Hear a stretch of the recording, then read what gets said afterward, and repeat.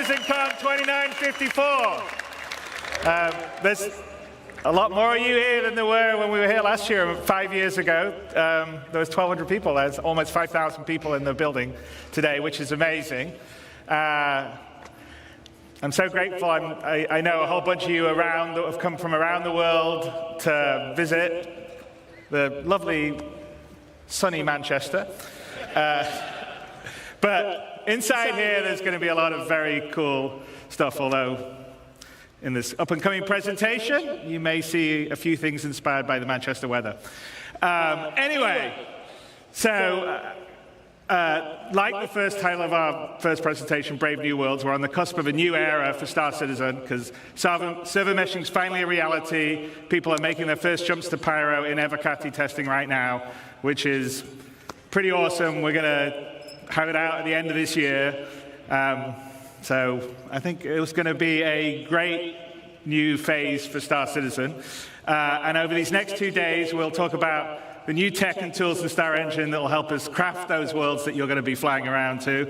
And you'll hear about our plans beyond 4.0 and how we get towards Star Citizen 1.0, which is out of alpha and for everybody to play. And a little later this evening, I've got a special surprise for you, so you definitely want to stick around for the 5:30 show. Anyway, the team has worked really hard on the lead up to CitizenCon and this year to work on, first of all, what you've been playing in live, what you're going to be playing, what you're going to see here. So I'd like to thank them all for working extra hard and putting all their love and care, just like you guys love and care what we're building, into what we're doing. So thank them and you guys. And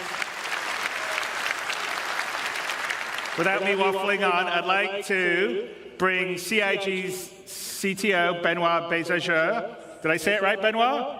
Yeah, okay, good. I'm always bad with French surnames. To the stage to start our journey into the future. So let's have a great show.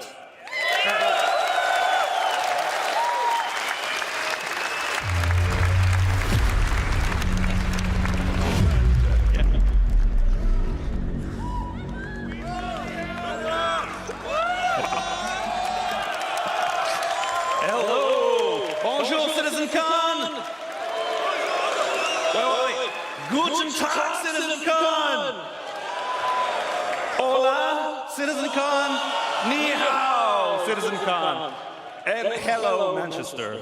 I'm not going to need this anymore. Cool. I am Benoit Beauséjour, or as some of you know me, I am Balt on Spectrum. Today, we will talk about Brave New Worlds. This is Pyro 2, Monox. It's a barren planet, not really habitable. Now, since the advance of our planet tech, we've always allowed players to circumnavigate planets and move from orbit to ground seamlessly, explore complex areas in intricate detail. Now, with server meshing, we're going to need a lot more locations for missions and destinations for more life. But there's a major question that has always followed this project since the beginning of Alpha 3.0. How are we going to make a large number of planets and systems? How are we going to meet the fidelity benchmark we've established? In this technology update, we bring life to lifelessness, even to Monox. We take the physical representation of the terrain, the geology, the atmosphere, the climate, and the environment to create accurate biomes that spring naturally from the collision of all these environments. Coherent, denser biomes that follow the laws of nature that we encode into data. Data that we then leverage to place flora and fauna, yes, but also settlements, buildings, alien and human life in a planetary context. This creates worlds that are scientifically plausible, richer in gameplay opportunities. We want you to find adventure just by going around the planets without a quantum point. We want you to find actions along your path. For this, we are changing how we made the game. We are scaling how we made the game in all areas. This is not just a Planet Tech update. This is a collection of systems that we call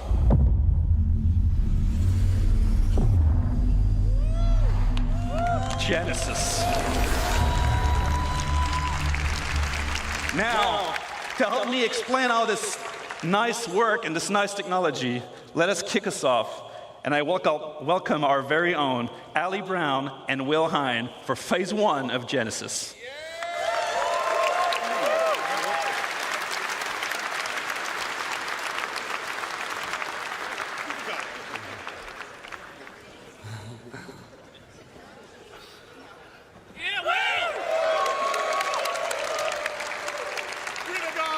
Hello, Star Citizen.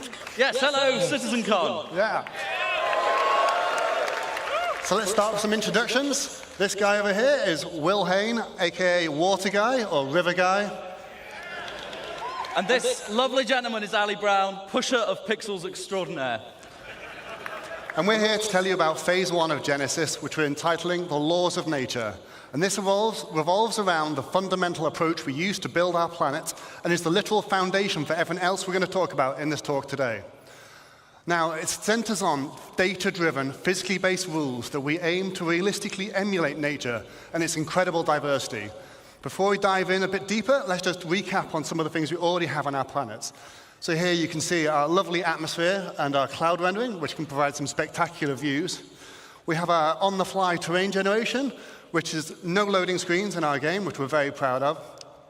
And then we have our scattering system that can populate these planets with many different diverse biomes.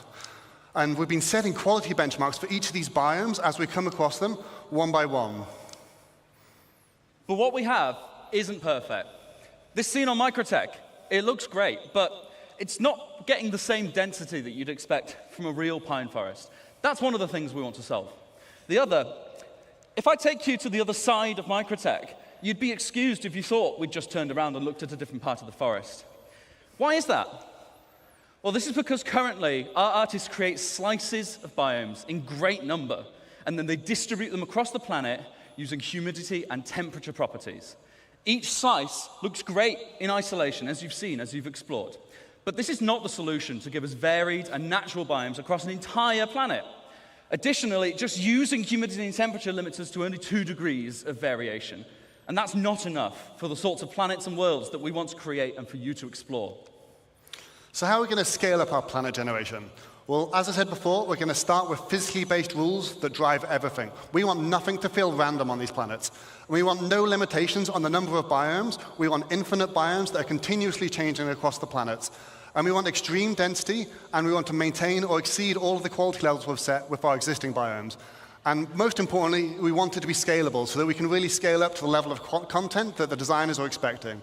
And from your perspective, we want you to be able to truly explore and find unique playing opportunities everywhere on our planets. So to start this, we're going to need more data. So if we see here some of our existing data sets on our planets, we have temperature, which we define locally and globally, and humidity, and that's it for now. With Genesis, we add many other data sets, such as the geology type, the soil type, and then we also go for things like the soil depth and the quality and the nutrients, and many other properties all drive this complex data set that we use to build rule sets on that each individual asset can describe how it should work with them. We're going to put something together and show you some demos today using some of the assets that you've already know and love in the PU. Although you might see some new stuff later, we'll save that. What you're going to see is a vertical slice of development. It's very early stages, very work in progress, you might see some bugs, but that means it's only going to get better, so be excited. The number one challenge with planets in our game is scale. In no other context do you need a planet to look great from first-person perspective when you're stood among the trees. You need it to look great when you're in a spaceship at a quantum marker miles away, and everywhere in between. There are no loading screens, you see everything. We cannot afford for it to look bad in any of those scenarios. So, let's start from a ground perspective. Demo number 1, let's have a look.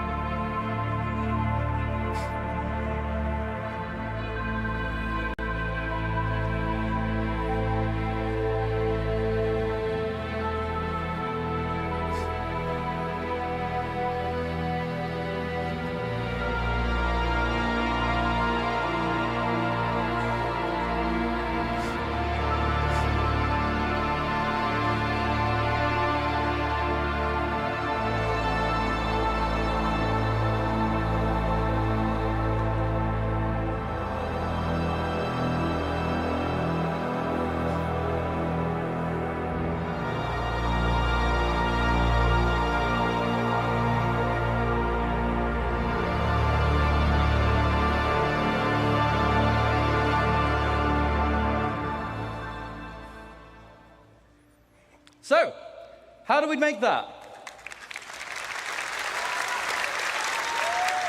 Thank you, thank you. So, let's talk about first what's underneath it all. The ground! So,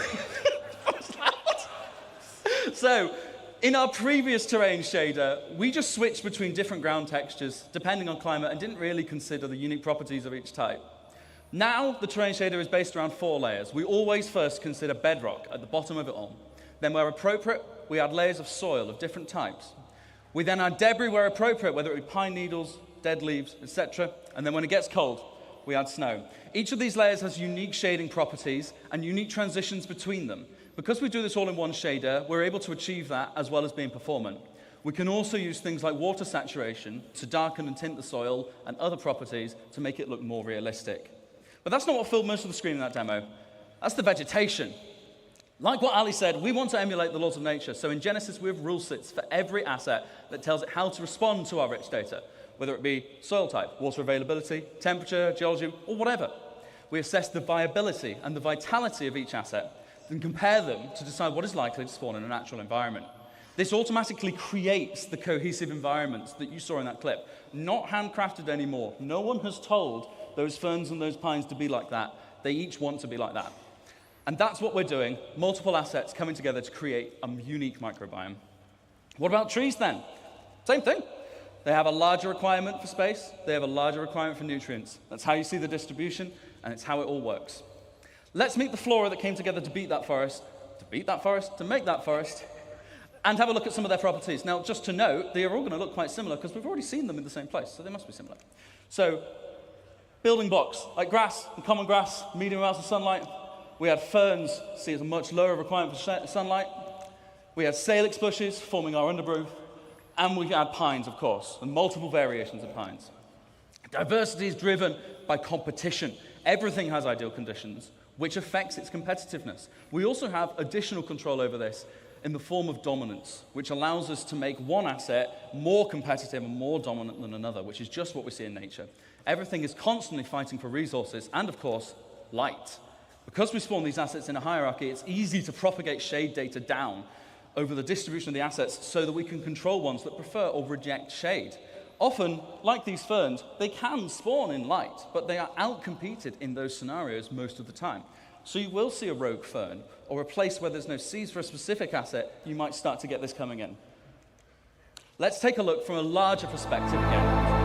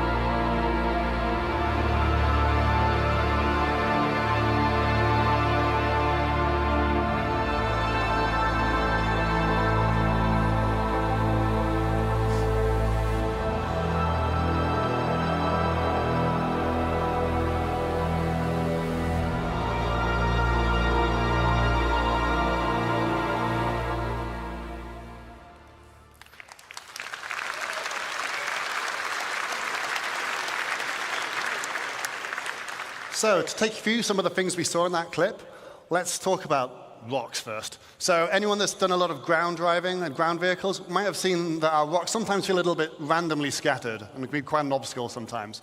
So in this clip, you saw that the rocks are no longer randomly scattered, and they're now placed based on physically based rule sets. And this logical grouping is achieved via erosion simulations, which we run offline to build localized data maps. And they describe the size of the aggregate and rocks and the density and where they should naturally form. And that means we get things like these natural clusters of boulders at the forest edge underneath the cliffside. And on that note, you might have noticed that the cliffs have been dramatically improved in how they shade. We also see things like the natural clumping of vegetation caused by seed dispersal. This is controlled per species, so we can get better emulation of their unique growth patterns and create a much more realistic environment. And we also calculate the slope aspect, which is the exposure to vegetation to solar radiation and other environmental factors. And this allows us different species to flourish in different conditions, as we can see on different sides of this valley. Then over larger scale, we calculate the age and vitality of each tree individually to drive exactly how high they should be, but also the color of their leaves. Now, this isn't the only thing that will drive the color of the leaves. We're going to introduce the concept of seasons to the game. And this will mean our planets will evolve through the year, and we'll be able to shed leaves from trees and have the grass wither in winter.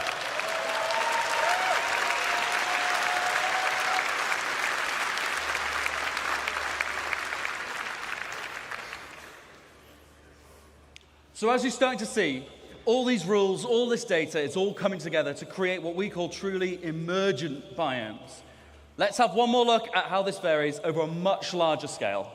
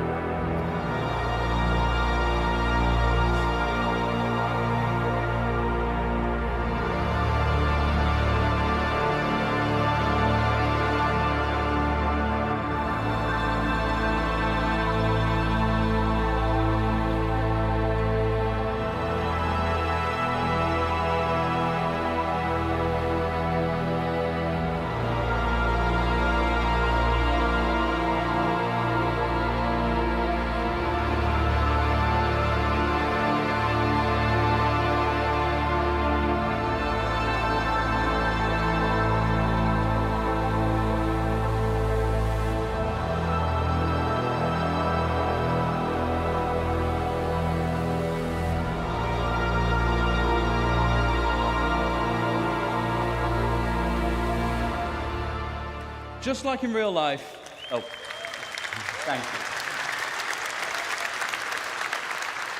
Just like in real life, our areas should vary, even by traveling a few kilometers. If you get in a helicopter and fly over the Alps, it all looks a bit snowy, but when you look closer, it's constantly changing. And we're now able to accurately represent that with our changing data. Another very important factor to mention is the distant look. In this screenshot, you don't see a single tree, and yet the terrain is still green. We previously did that with artist-made lookup tables that told the planet what color to be at what position.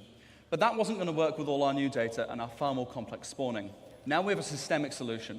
The planet shader is able to intelligently evaluate what's going to spawn there using the same rule sets that cause the assets to spawn there when you get there.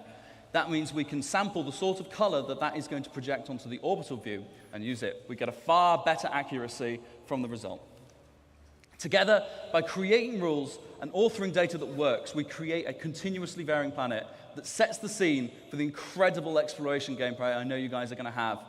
But how have we done this without compromising on performance? So yeah, with all this new data sets and these physically based spawning rules, you're probably wondering, how is this going to handle in your CPU? We don't want to melt anyone's CPU, so we've redesigned all of this tech to work much more efficiently than before, and now it can run on many cores. This allows it to be run perfectly well on both the CPU and the GPU. So we've redesigned our framework so that we can run it at both and swap between them freely. Now, the benefit of this is we can do things like, first off, move the terrain system to the GPU, and we've now done that to get some incredible performance improvements, but we then also cache the results in something we call a virtual terrain texture.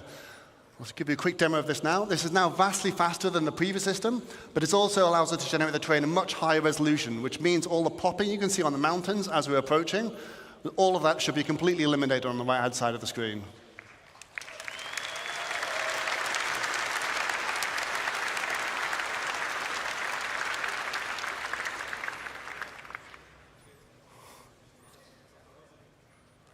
With the extra headroom we've gained by making our terrain system more efficient, we've been able to introduce some improvements, including high-resolution ground textures, proper blending between surface types, and, of course, better tiling. If you're familiar with any of our planets, we've taken off all the assets so you can see the issue, And now how it looks, you don't see those lines going at all.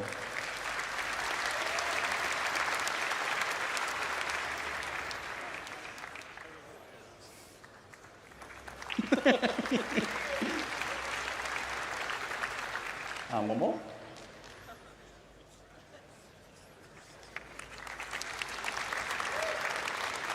With the terrain data cached on the GPU, like Ali said, we can perform the scattering there too, which is significantly faster. All those algorithms that we've used to generate those first bits can run there without being more expensive on your CPU. And it also means the results are directly there on the GPU. We can render straight from them. That allows us to have dramatically more density in our new system. We can render objects directly without having to go via the CPU every frame. We also cull at different levels of granularity, with bigger groups in the distance and individual assets up close. Just as a demonstration, this is the sort of density you can expect on Microtech today. And in a second, we'll flip over to what you can expect from the new upcoming tech.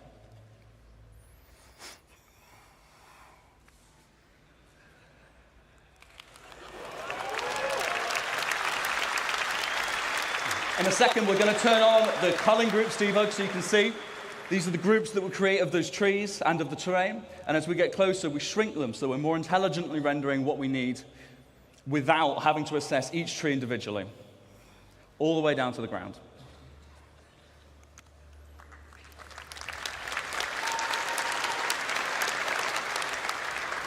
So to recap some of the things you've seen here in phase one, we had data-driven rules based on physically based data, generating emergent biomes that continuously vary across our planets to get infinite possibilities. And we've achieved this with much greater density than before and much faster rendering. And we also achieved seamless transitions from ground to space with zero popping. So now that we've got all this tech, it's time to talk about how art might make use of this. So for that, I'll hand you to the next phase towards Sebastian Schroeder. Thank you, guys. Thank you. No physical. Thank you.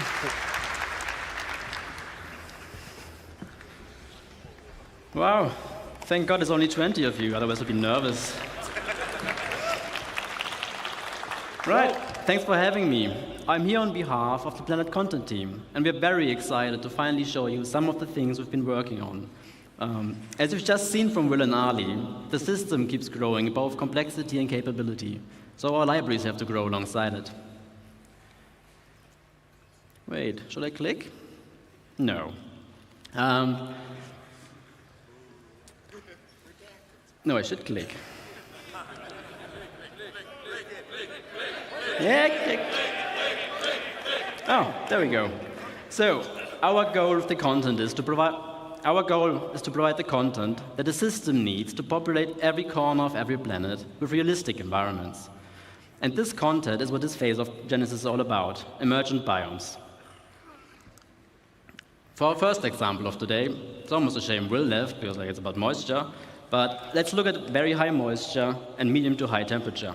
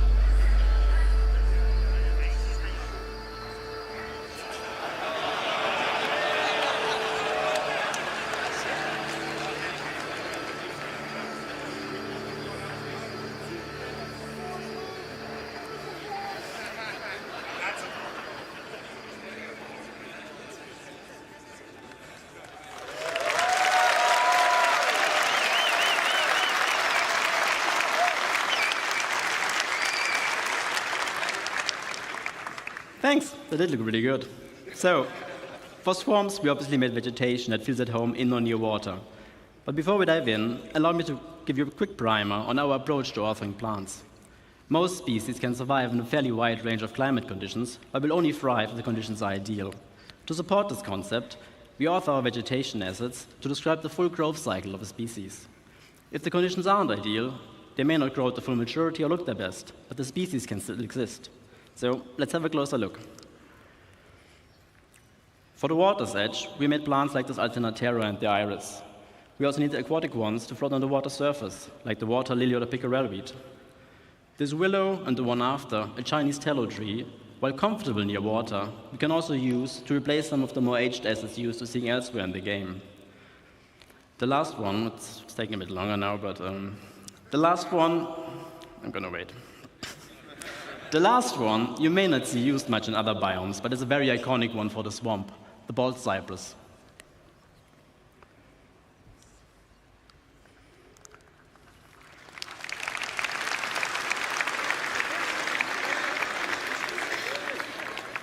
So another feature we need to make a swamp experience a proper one is water interaction.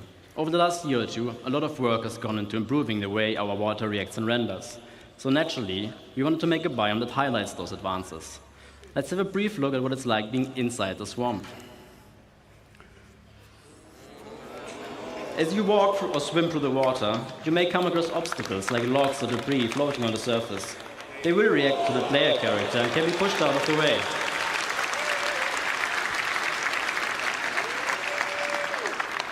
We were also pleasantly surprised when we first saw how the water simulation systemically affects assets floating on the water surface, making for some really immersive moments.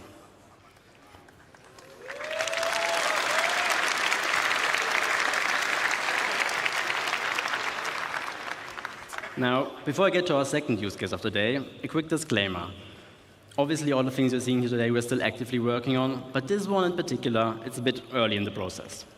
So let's have a look at extreme object density next. With the data saying we should have high rainfall and sunlight year-round, it's the perfect condition for our next biome to appear.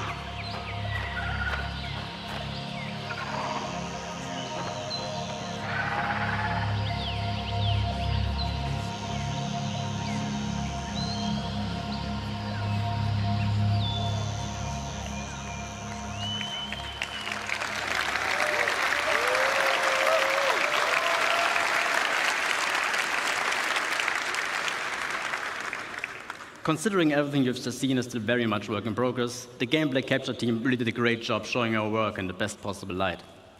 With jungles, we wanted to explore the concept of vertical stratification, as they are the prime example for that. What it means is that you have horizontal layers of microbiomes defined by the species that thrives with the amount of sunlight and rain that still reaches there. The floor, herb, and brush layer we could almost do before, obviously missing the density. But now we also have the option to add variation to the tree layer by dynamically spawning epiphytes like lianas, orchids, or bromeliads attached to trunks and canopies of other assets.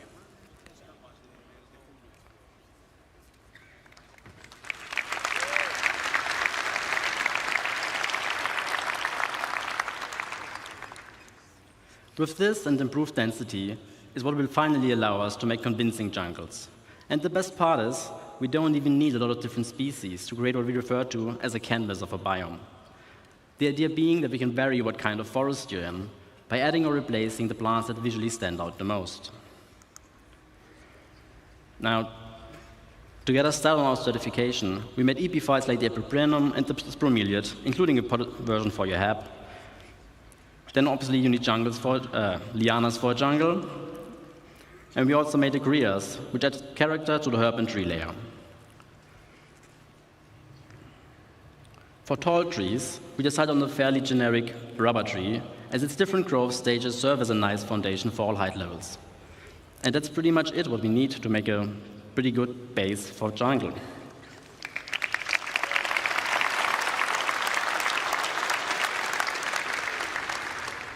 Now, for our third and last use case, let's pretend the data indicates regular rainfall and moderate temperatures. This climate would support a lot of different forests, but we also wanted to use this opportunity to explore extreme scale. And they're just really cool.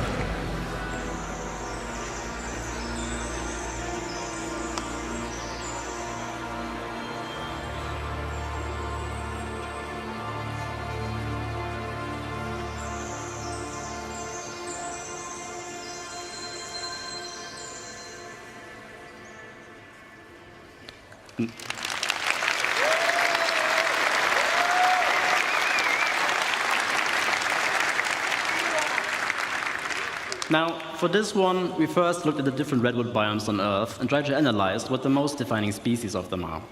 With this understanding, we then decided on the following plants to allow for a fairly universal redwood forest that will easily support variation across continents and planets. A fairly common family of species for the ground levels of all redwoods are ferns, in our case a sword fern.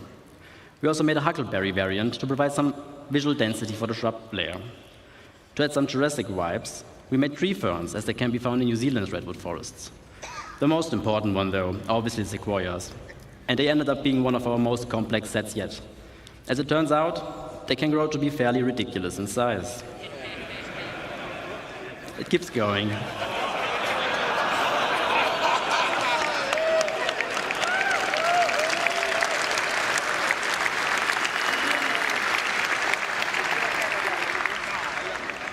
Now, one thing our game's foliage is sorely missing is the ability to properly react to what's happening around it. The goal here is to unify all forces from all sorry for the horrible rhyme, all forces from all sources, wind, characters and creatures, ships, explosions, and whatever else, and have the vegetation behave accordingly. Now, as part of our tech improvements, we will be implementing a GPU-based simulation that's fit for our game scale. For now, we've set up the ferns with our existing CPU-based one to better visualize what it will feel like to walk amongst those giants. Also, with the biomes on our planets now being defined by where an individual object wants to appear, you can expect a lot more happy accidents by having species invade different biomes, making for some unique locations, hopefully. Surely.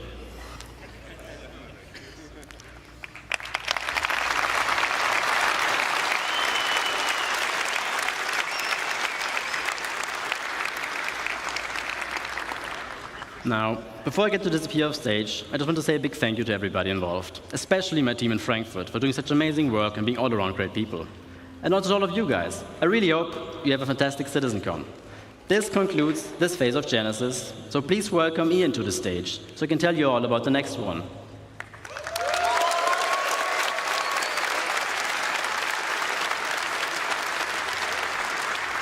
Can I do that? Thank you. Hello, CitizenCon. All right. Those new planets and biomes were pretty, right? But it's time for phase-free civilization to give you some stuff to do. So, let's talk about location density. We've emulated nature as well as we can to make sure our planets are physically based and realistic, and our biomes are emergent. But it's time to start populating the verse, because where there's people, there are their lives and the structures they build. So it makes sense that whenever you go and explore these planets, that you find their lives. And what's even more important is that when we make these structures, that they use and they follow the same rules as our biomes, such as the jungles and the swamps. But before we continue, let's first take stock as to where we are now. At the moment in the verse, we have these custom, beautifully made locations, such as Ghost Hollow, we've got our distribution centers, or even just some outposts. And these have all been handcrafted by our designers and artists to hit that benchmark.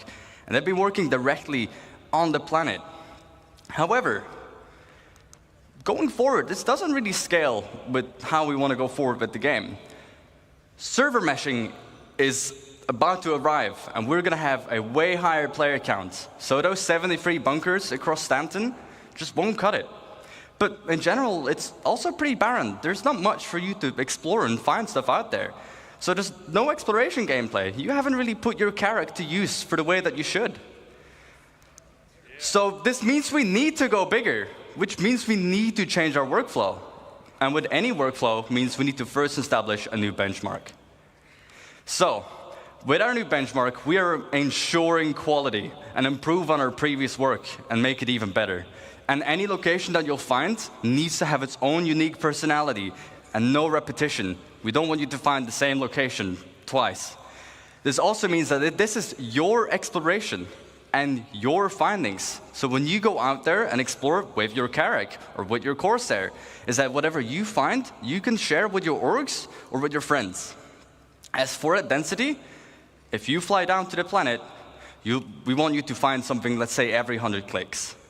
But also improve the mission experience. So when you stay more on the planet, you're more immersed and you go from location to location. Just keep going. So going forward, we are modularizing all our existing locations and assets.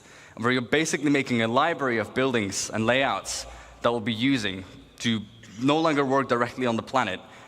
The neat thing, all these modules and assets can be iterated upon and tested right in the editor for all the designers and artists to ensure fun gameplay and interactive sandbox activity, and also make sure all the mission stuff is there. Basically, we're building a toolkit. So let's look at some of the things that we need to keep in mind as we are making that toolkit. First and foremost, we've got our art style and branding.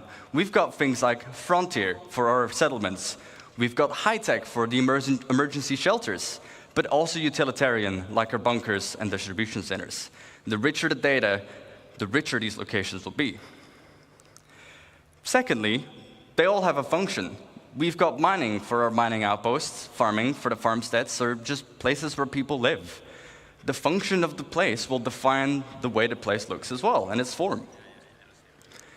And last but not least, the people as well, the faction and their loadouts. We've got lawful people, like the new Citizens for Prosperity in Pyro, unlawful, such as Xenofred, and sometimes not even no one. And the place needs to look a bit, derelict. In different places, you'll find different people. So, now that we've made our toolkit and we've defined all this new stuff, let's start building thousands of locations. Yes, I said thousands. So, to avoid the same issue of working on directly in the planet, I'd like to introduce to you SUSCRITETE.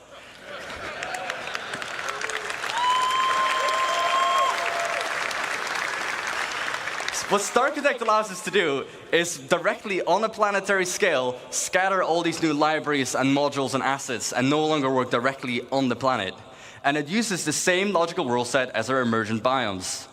And it also gives us full control over the data that we set on these locations. So expect locations in places where they make sense. Let's kind of look at all this new Genesis data and all these new libraries and chuck it into SUSCRITETE and see what it gives us. As you can see, we're now able to make full-size locations, and they will look completely different based on where you'd find them. The layouts are controlled by the rules, and it will reflect its place in the verse. We've got farms, mining outposts, but even our older locations, such as the bunkers that you found on Stanton.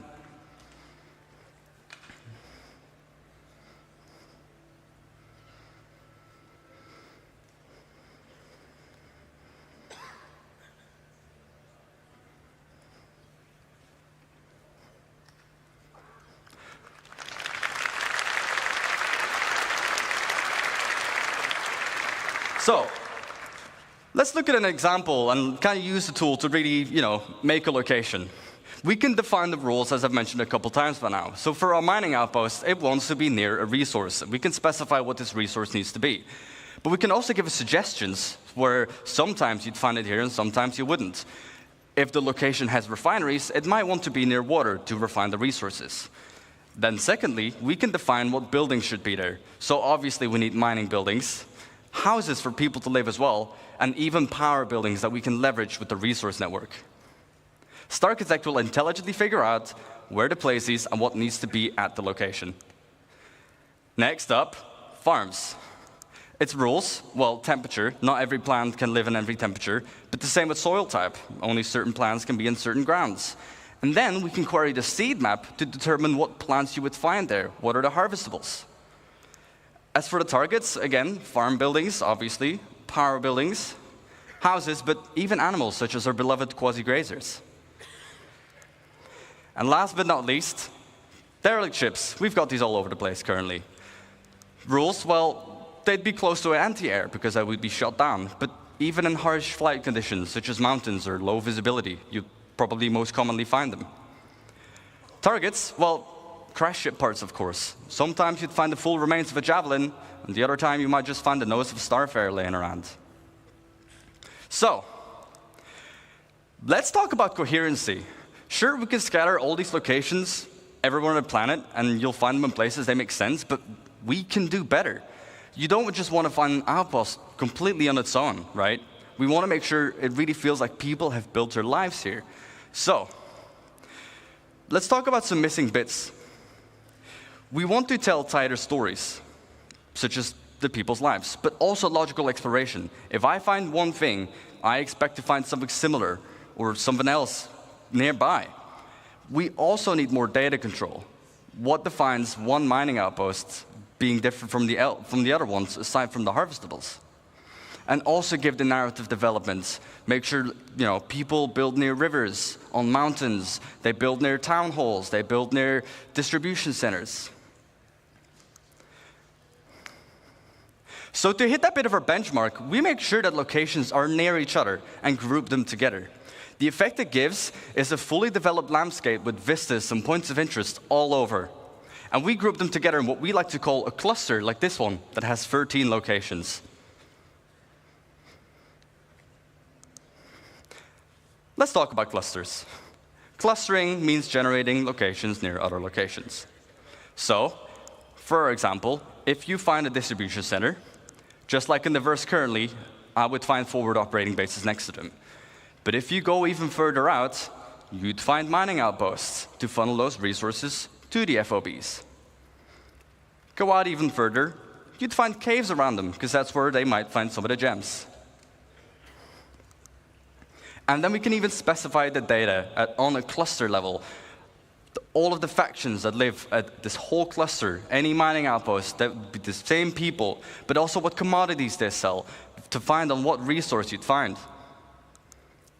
So let's look at an example of the clusters. We have our mining cluster. Again, we can define what rules we should have. Rules, well, near a resource, just like our mining outpost, but also it needs to be on a lawful planet. We can target on a planetary scale where they would need to be. They need protection. As for the targets, well, caves, mining outposts, but even trade posts. Let's go to the other side of the spectrum. Before I do so, I forgot data. We can, on a cluster level, specify, again, what mineral commodities, but also what harvestable types you'd find are in that region. Now let's look at the other side of the spectrum, an unlawful cluster. What rules? Well, they need to be far away from any other cluster, because they want to be isolated and do their evil deeds on their own. And also on an unlawful planet, such as somewhere in the Pyros system. For the targets, outlaw outposts, crash ships, because they would shoot them down, and also ruins from just places they just completely overrun. The data on this one, you'd find specific loadouts, and they'll be using weapons that you wouldn't find in any other legal system. And these weapons will be sold at the shops in these regions. So, now that we have a cluster, let's go even bigger. Just like our locations, we can put clusters near other clusters, and we group them together, ranging between 10 to 15 locations each.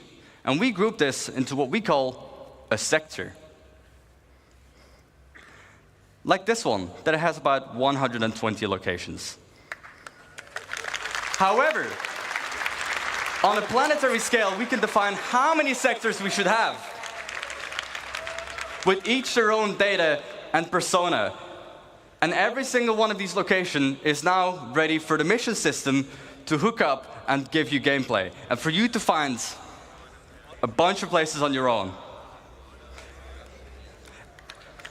And just on this side of the planet, can you guess the number? We've got about 3,042 locations.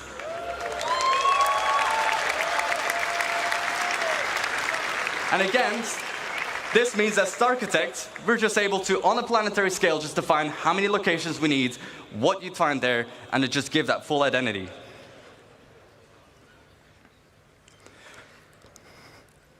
Thank you for listening. And I won't just see you in the verse, but I'll see you in a denser verse.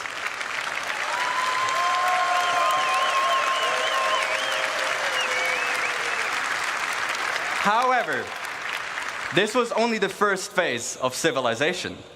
Let me introduce you to the stage, the person who will introduce life at these locations, Francesco Raccucci.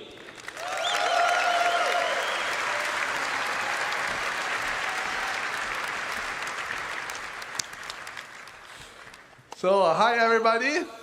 Benvenuti a CitizenCon. So, where are we today? So, my name is Francesco Raccucci, and I'm the director in CIG. Welcome to the next step of phase 3. We will look into how life adapts to the laws of nature and how all the NPCs can interact pretty much with these incredibly vast and dense worlds that we just saw. So up to this point, we have seen how we are building the worlds. We start from the physical data set, and this is to make sure that what you see is not just beautiful and realistic, but also physically accurate. So the distribution of the elements that we have seen and the location and the POIs are influenced by geology, mission, narrative, and the lore. Those locations cannot be lifeless. We want the planets to basically leverage the space that emerge with life. So from an AI perspective, I will categorize the elements of those worlds into 4 macro groups. Emergent environment, that is everything we have just seen being built out of the physical data set. Users-made locations. So this includes everything that our designers or you players will create in the world. So something that is mankind-made and not predefined in the environment. Interior of those locations. Now, this is very connected to the previous point. The difference is that they represent usually a confined space where there is much more tight interaction. And for NPCs, it's a lot about interaction with objects that we are usually used to in our everyday lives. And then the day and night cycle. So in essence, the passage of time. That so far didn't have really a lot of impact on the gameplay. So to allow life to respect this world and conform to the rules that this environment defines, well, we want to improve our tools and workflow, and we want to distance ourselves as much as possible from a designer-driven approach. This is because, first, it's labor-intensive. It can be prone to bugs, but also because the scale of the worlds that we've just seen are very hard to be designer-driven in the markup. So we want to improve this workflow, and we will see how manual markup is also not usually the best option, because with these words that are heavily impacted by users and changes and customization, it's very hard to know in advance where interesting things are. So today I want to show you a couple of examples of what the IT team has been focusing on to make these systems supported and scale correctly to support these vastly dense dynamic worlds. So we'll look at perception in light and dark environments and dynamic cover generation. So attacking an outpost now must have a level of depth that goes beyond what we had. So layouts of the environment can change, vehicles may or may not be present, and PC can be anywhere. And if it's a bright day, well, we will be more visible, but our enemies will also be more visible. And if you choose to attack at nighttime, well, we'll attack in shadows. During darkness, it's going to be a bit harder to see our enemies, but we will also be harder to be spotted. And it will give us more opportunities to be stealthy and sneaky.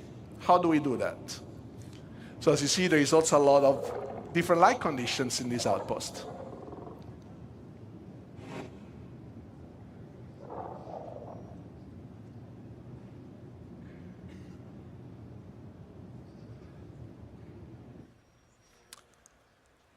So in this scenario, we will start look at how perception is impacted by the day and night cycle. On the planetary surface, as we've seen in the outpost, natural and artificial lights are the two elements that will impact vision. And knowing that, you can use this to leverage your gameplay style to exploit basically all the environment. So what is perception? On the NPC level is the combination of data that we collect out of the senses. And vision is one of the senses and just tries to, in a way, simulates the human side ability. So designers can already tweak the perception in different ways. And one way is defining how quickly NPCs can understand what they're seeing.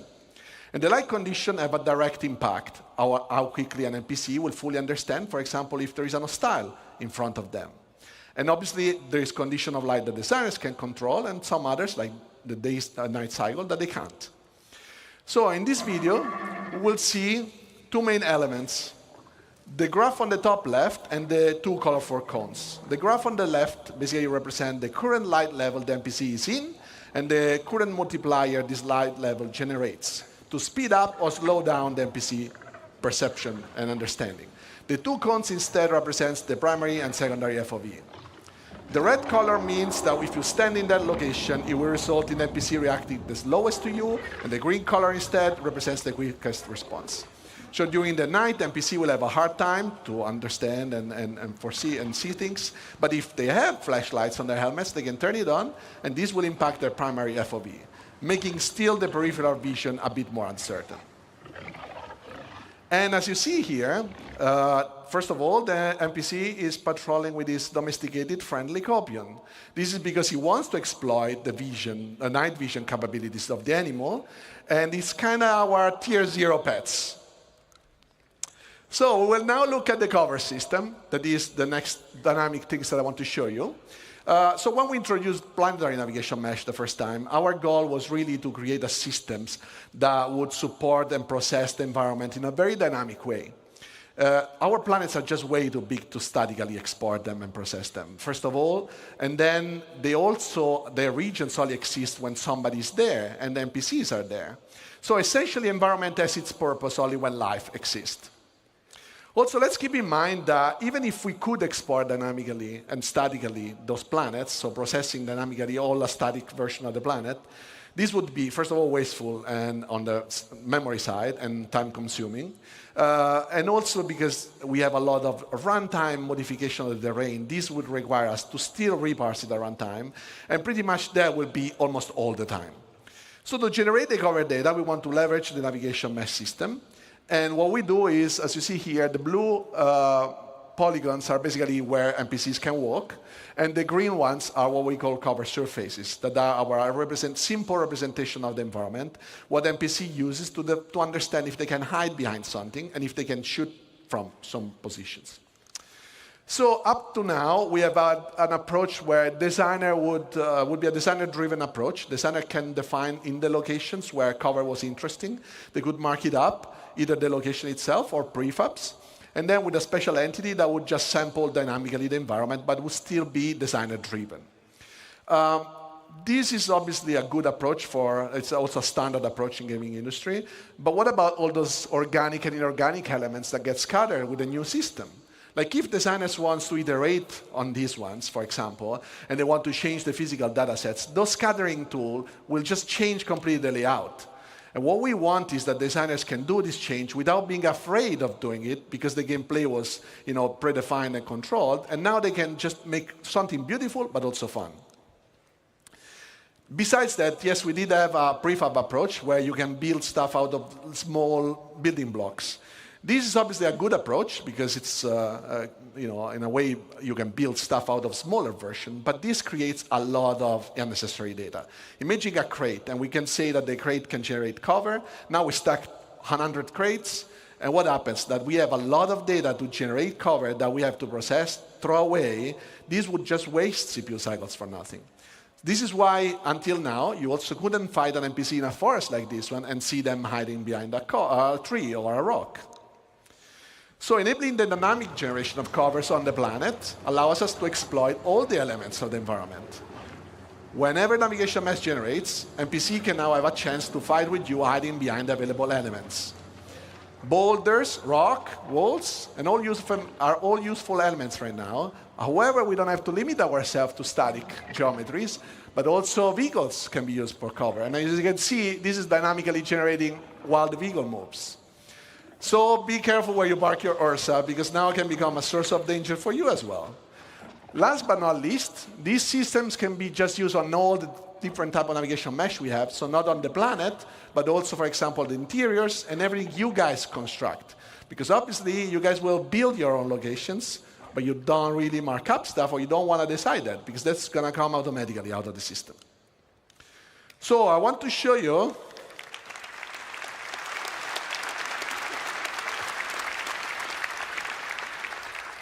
So what I want to show you now is just like a little bit of insight of what goes behind the scene when we generate cover and navigation mesh. These are some of the steps that our system does. So we always start from the environment voxelization.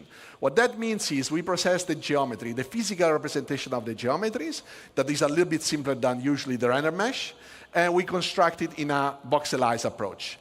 This is also using different types of agent definition. Why so? Because obviously where a human can move is not the same as where a vehicle can move. So we can define different type of precisions and then speeding up the process where we have to, and be more precise where we cannot be to. And we can also create overrides based on different things. For example, if you crouch, you can enter into smaller locations than where you stand. This process is basically common between navigation mesh and cover.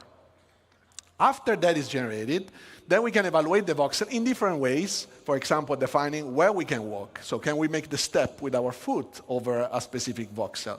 Or is there something in front of that hole in the nav mesh so that we can actually cover behind? And then we can basically decide where to generate cover surfaces. And after the cover surfaces are generated, we can process where the cover locations are. Cover locations are a good spot for NPC to be behind the cover. So what we see here is that with the introduction of Maelstrom last year, obviously we knew this would revolutionize how you guys are playing. And we did have to find a solution to handle all the destruction you get here. So you would destroy so much stuff in this world that we had to find a solution, right? So this is why we approach the cover generation navigation mesh as it is, because there is just no way for us to predict anything that you're doing, and we want just Maelstrom to be another trigger for word evaluation. So as you see, this is all dynamically generating. And destroying anything just makes the word be reevaluated. So as you see here, we can have also lots of rules. So you can see that a bit here. But when things break, first they invalidate, and then when they rest, for example, we can decide when is a good moment to regenerate so that we also don't waste too much CPU cycles.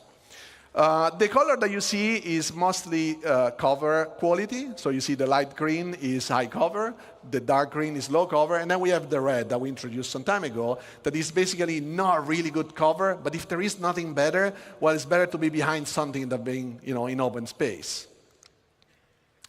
So let's just recap.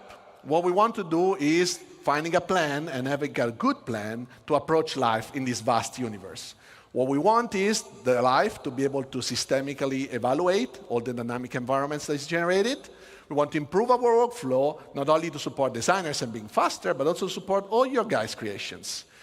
So we want the life to adapt, and this is all for making the game fun for you, so that everything comes together. So thank you all. This was phase 3.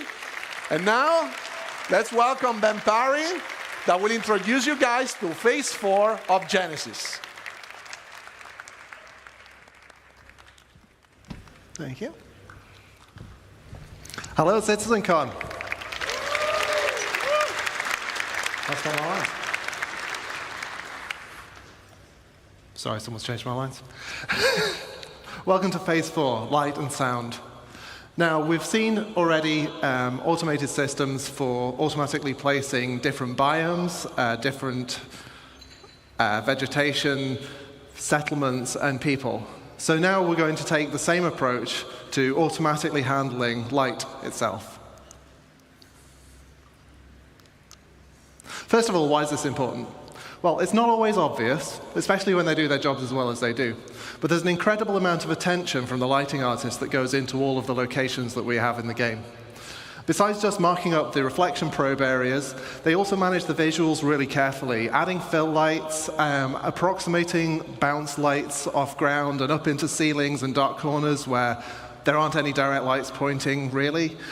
And the problem is, not only does this take a lot of time and really constrain the style that they're using, it's simply not possible. If you've got a planet full of forests and, what was it, 3,000 and something placed locations, you're going to be exploring places that no artist has ever visited. No, they've not looked at, and they're certainly not going to be able to have tweaked it for you. So we need something that works completely hands-off.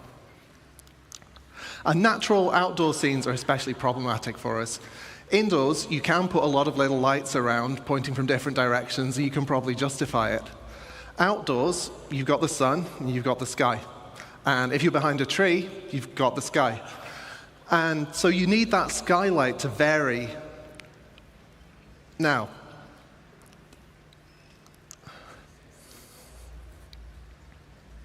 so this is the forest as you'd see it without the GI system. As you can see, all the shadows are receiving lighting from the same environment probe, so it's basically just a flat color across. We replace that with around 40,000 mini ray trace probes. Each of them has their own view of the sky, and so that gives you way more contrast and variation as you move in and out of the canopy.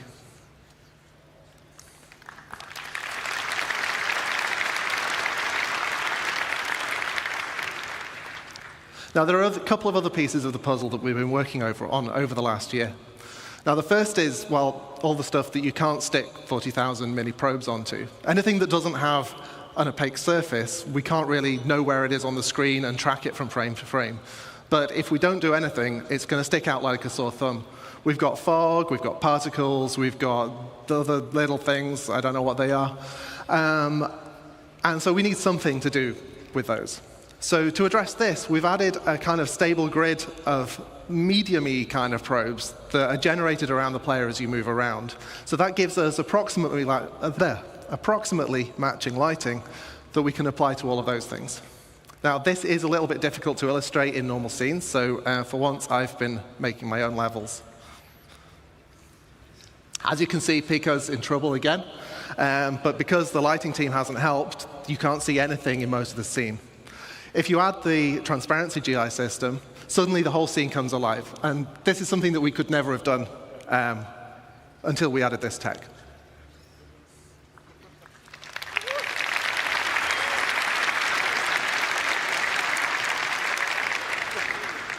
Now, the other piece of the puzzle is glossy reflections. Now, we've got a fair few shiny objects in the game, you may have noticed. And we've got the same problem that if we fix the lighting on one thing and then the reflections don't match, it's going to look terrible. Also, ray tracing reflections is really cool, and we wanted to do it. And the challenge here, though, is that the ray traced reflections you're going to do, they're not just mirrors. Like, we've got a whole range of objects in the game, from like a scuffed hull panel all the way up to chrome polished pipes. And we want the same system to apply globally across that.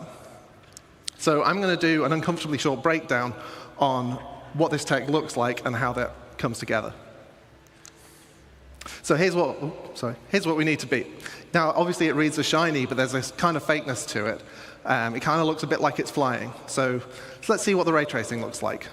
Yeah, it's really noisy and horrible. We need to clean it up. So what we do is we let pixels share their data in space,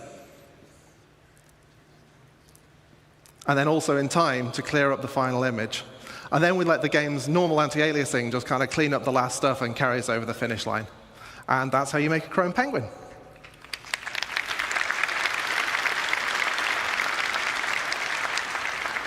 Now, I'm going to derail for a moment away from the topic of Genesis, because this isn't actually just about automating the lighting for new environments. This is also about pushing quality in areas that have already had all of that work done by the lighting team. We're freeing the artists up to light more naturally, allowing the time of day shifts to be embraced rather than fighting against them. And as I'm about to show, players and NPCs are going to reap the same benefits as well. So here we start adding natural areas of light and shade and warm and cool colors.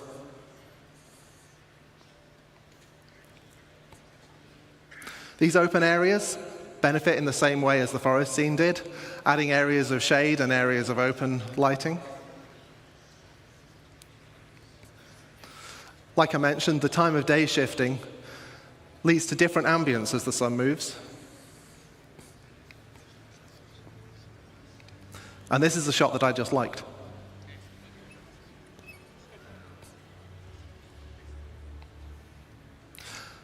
Finally, let's see how the new GI system can brighten up your character's day.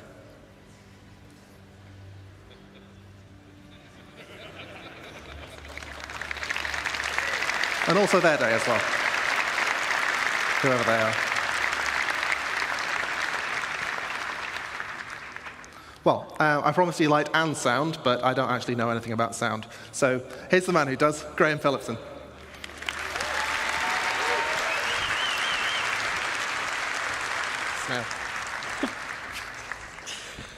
Good afternoon, CitizenCon.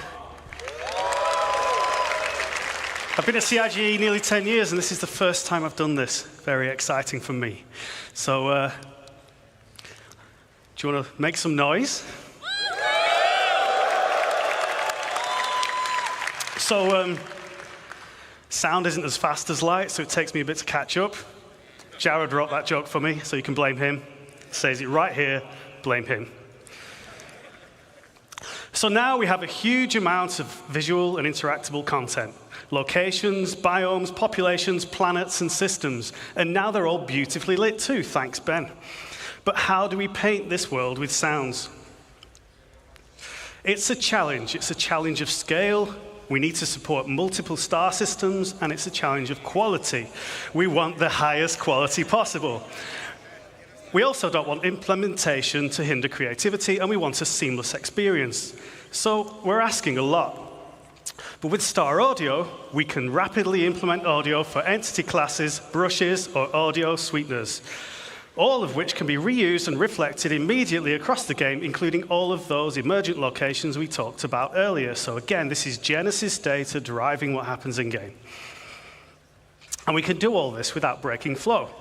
So here's a fairly dry video. It gets more exciting later, I promise, showing you our rapid workflow. So over on the left, I had to think about that, we have the Wise editor. That's where all our sounds live. In the middle, we have Star Audio editor. And on your right, we have an entity that needs some insect sounds on it. So we can very quickly drag from Wise to Star Audio. We can mark up very quickly a bit of logic. And we can re-trigger this entity's spawn sound so that it immediately makes a sound. I assure you there is a group of insects. Thank you. You're too kind. If you like that one, you'll like the ones that come later.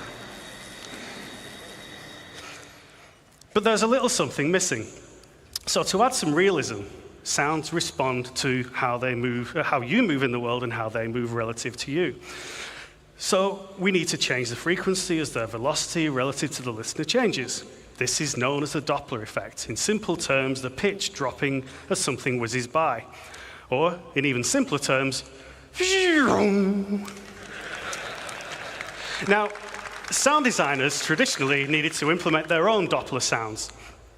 But given how fast we can travel through these rich, dense locations and the sheer number of them, we can't afford to be doing that any longer. So we've created a systemic Doppler solution. And I'm going to show you that now, the only way I know how, by putting a big Benny noodle machine on top of a mountain.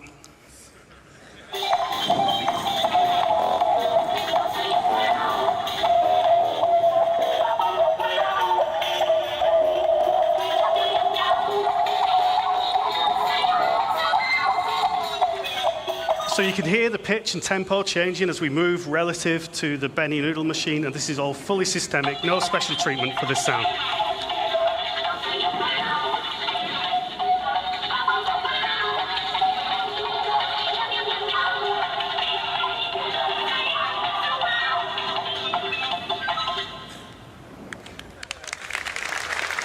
And I expect the noodle bar to be very busy after that commercial. So, how does it work? Well, the listener is surrounded by variable time delay buffering, not the horrible kind of buffering you get on the internet. This is a really nice kind that helps the game sound good. Each buffer represents a section of the sphere around the audio listener, and the audio is mixed into these buffers at a position that is appropriate to the object's position in the world. Changes in the position are applied to the delay buffer by interpolating the audio data. But that's not all we're doing here. Now, I know there was a bar citizen yesterday, so some of you may not be thinking as fast as you might normally, but you may have realized that by buffering the data in this way, we're not just creating a speed of sound, we are not just creating a Doppler effect, we are indeed, and I just spoiled my own line, creating a speed of sound effect. So, introducing systemic speed of sound to the game, I now have a couple of minutes of video, and we go through rapid fire, looking at some fantastic examples of what this brings to the game, starting with a spaceship pass by that is supported tonally by the systemic speed of sound.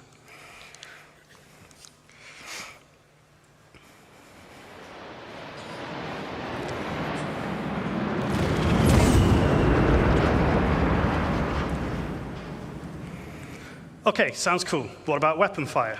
So let's bring in a sniper and, unfortunately for the sensitive of heart, a Pico. We're going to hear this first from the perspective of both with no speed of sound effect.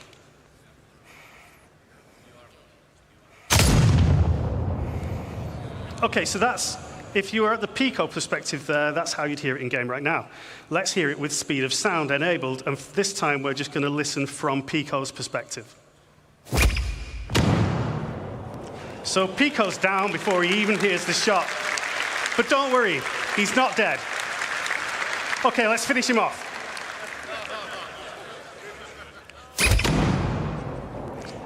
Now he's dead.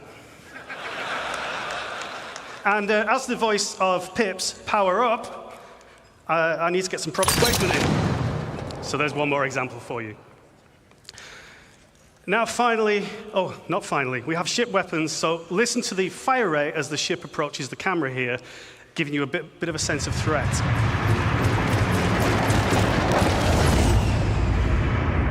It's not too easy to tell what's going on there, but you get an increase in fire rate. Finally, the really cool stuff, explosions. So we can put a cinematic element, a shockwave element, and a delayed speed of sound effect.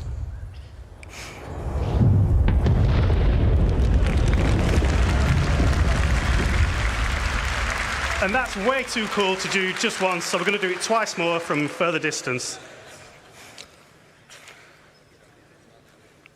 So again, cinematic effect first when you see it. Shockwave. And the explosion itself. This is all completely driven by parameters in the game, so we can do this for real.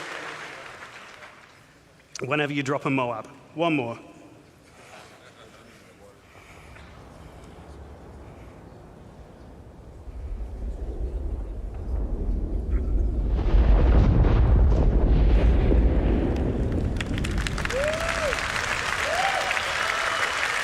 That's pretty cool.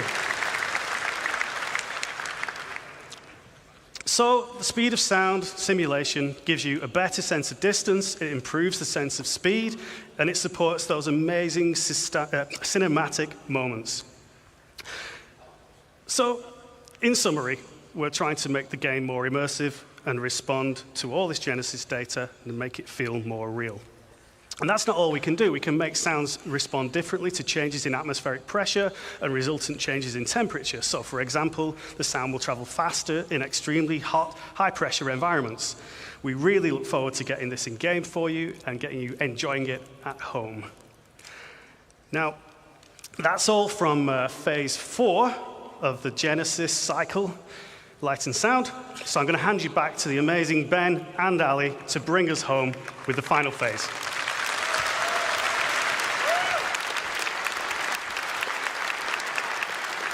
Thank you, sir.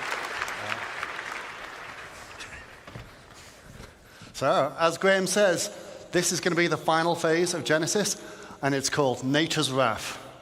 And this is where we're going to bring the very planet itself to life. So, first off, let's start talking clouds. So clouds have got an atmosphere, have got to be one of my favorite visual features of our game, and they're truly awesome, but they're also completely static. Nothing has changed with them. So what we want to bring with Genesis is the evolution of clouds over time. But this isn't just some simple scrolling animation. We use the same physical data sets that drove the biomes we talked about earlier and StarArchitect, and these are also now driving a physical simulation of the clouds so they can form and dissipate in realistic conditions. So this means things like the oceans, the prevailing winds, mountain ranges, and the temperature will all impact the clouds. But to complement these more dynamic clouds, we've also improved our lighting model. So it now correctly accounts for how light scatters multiple times inside a cloud. And this is important, creates much deeper lighting, and it can contrast against the sun's rays, resulting in much more vivid cloudscapes like we see on the left here, something we're all too familiar with in Manchester. Now, it would be awesome to bring this into context and show it on an actual location. Let's take a look at a quick scene to round this up. It's a nice day on the surface, but something's different. The clouds are moving, but they're not just moving, they're forming naturally in changing shape. They dissipate as they glide on the atmosphere based on wind data, stratus and cumulus alike. Now we start seeing the new cloud shading model come into play. We are seeing enhanced occlusion beneath the cover, emphasizing the sunbeams how it interact with the clouds, and seeing the light shafts peer through the layers. Now, as this is closing in, we can start to see the changes in visibility of the area. Light precipitation is starting. Previously, we authored static cloud shapes, but no longer. We didn't manually place a volume here. Its presence has been informed by Genesis data. Oh, and it's not just a cloud volume. It's a weather front.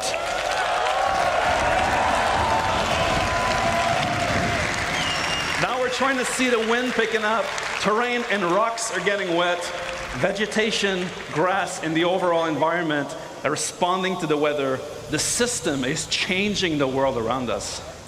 We can see puddles being formed dynamically in the dirt, properly responding to light, reflections, and rain droplets. Making it getting really ominous and loud in here. I can feel the danger. I think we should let this play out in the game.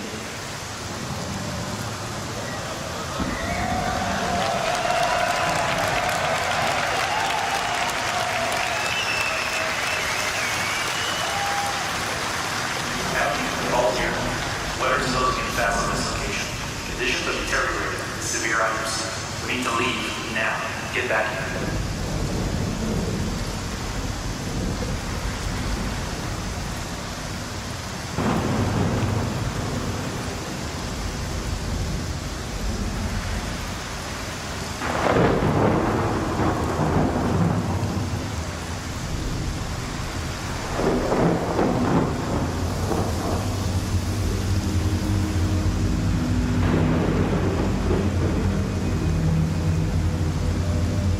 I'm getting out of this suit now. Powering up and flying out. We'll need to switch to IFR. See you on the other side.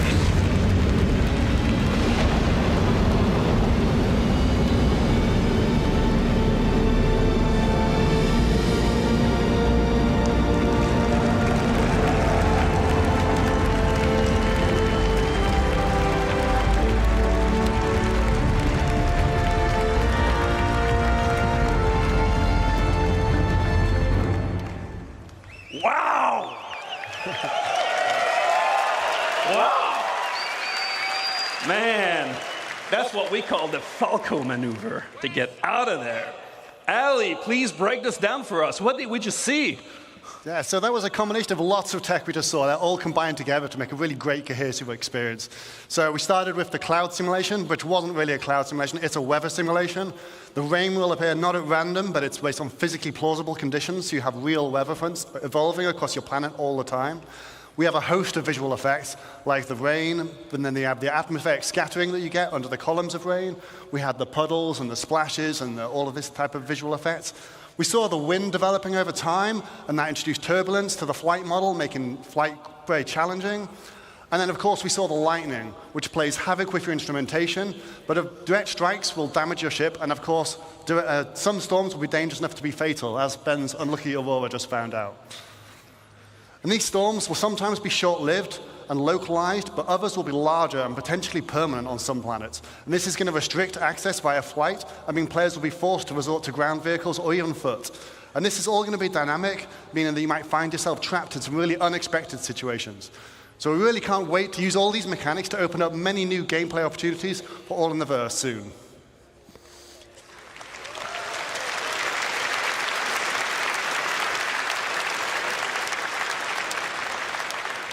A wise yogi once said, "It's your job as a pilot to compensate and stay on course." All right, what have we learned today, guys? We've shown you an approach of encoding the rules of nature into planetary data. We've seen biomes emerge from geology, temperature, humidity, climate, weather, the physical terrain. We create denser, more diverse living planets without artists hand-placing or manually creating biomes, instead leveraging asset mapping. We've shown you a new way to make the game that can scale, to create thousands of Korean places for civilizations on planets that can be used for missions or immersion gameplay, without art and design hand-placing locations, leveraging world design rules instead. We've seen how populations of AI and NPCs inhabiting locations dynamically adapt their understanding of the environment without custom markup by developers, allowing the creation of more playable spaces rapidly. We've shown you how light and sound also benefit from Genesis data to influence planetary environments, and we've shown how these systems come together when weather comes into an area, changing your gameplay experience significantly. Our goal with Genesis and all of its systems is to create more worlds, better worlds, faster, by applying our tech wizardry and craftsmanship to build systems that respond to data. That's our Star Engine presentation for today, guys, for this year. Have a great CitizenCon. We'll see you on the next one.